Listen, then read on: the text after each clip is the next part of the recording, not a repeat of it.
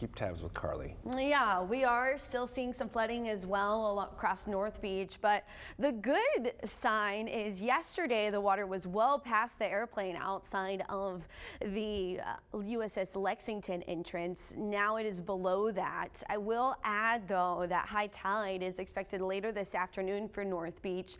The island and our local area beaches, that high tide is coming up a little bit later this morning. But here's a look at your current conditions. It's 82 degrees. We do have some spotty rain showers in the coastal bend. Temperature, it does feel like it's 90 because our dew point is still running on the high side. So it's another muggy start to the day. Wind is out of the east at 14 miles per hour. So breaking down our rain chances, we do see a chance for a spotty shower off and on throughout the day today. It's not widespread rain. It's not persistent rain, but we will continue to see some rain. We're not totally done with the rain just yet. 91 in Corpus Christi this afternoon, 92 in Kingsville. We'll have 90s across Beeville, Mathis, Robstown, Orange Grove, Alice, Ingleside.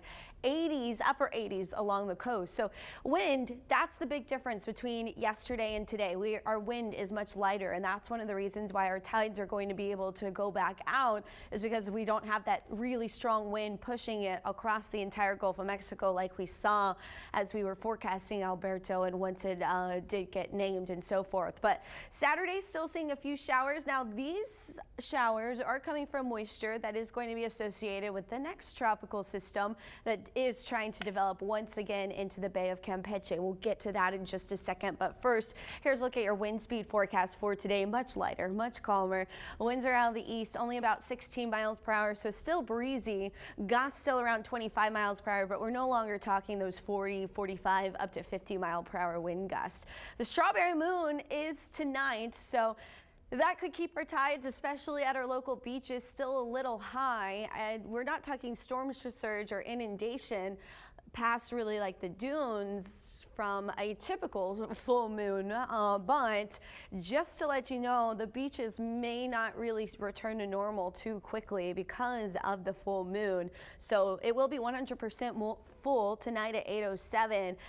The coastal flooding is going to be possible through the weekend. Here's your tide forecast. This is not factoring in any impacts from Alberto, but the tide forecast at Bob Hall Pier is expected to be at that coastal flooding level, minor coastal flooding, where the water creeps up to the dunes, mostly just at high tide. High tide this morning is at 6:19 a.m., 7:05 on Saturday, and 7:49 on Sunday. Your moon rise will be technically after it's 100% full. That'll be at 8:39 p.m. Taking a look at our swells, so this is where Tropical Storm Alberto continues to weaken, and now it is just the remnants of Alberto in the central Mexico. But we are still seeing some higher wave action, mostly along the coast from Mexico up into South Texas. Wave heights now starting to lower. We lost our buoy data. It was closer to 10 feet still. 8 feet there at the Freeport buoy, closer to our beaches, likely more so 4 to 6 feet. And so I want to point out that as we see the next system right here trying to form into Saturday, we see the swells picking up, but we're not expecting them to come up into Corpus Christi.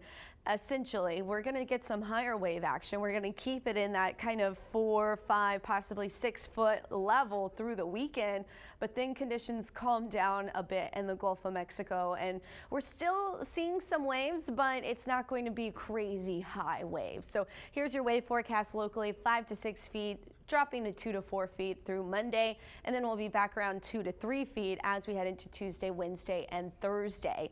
And your tropical overview, what we're looking at is a 40 to 60% chance actually of possible development into that Bay of Campeche, right? So 60% chance, there's that low. This actually is going to move kind of fast. Over the weekend, it will try to develop.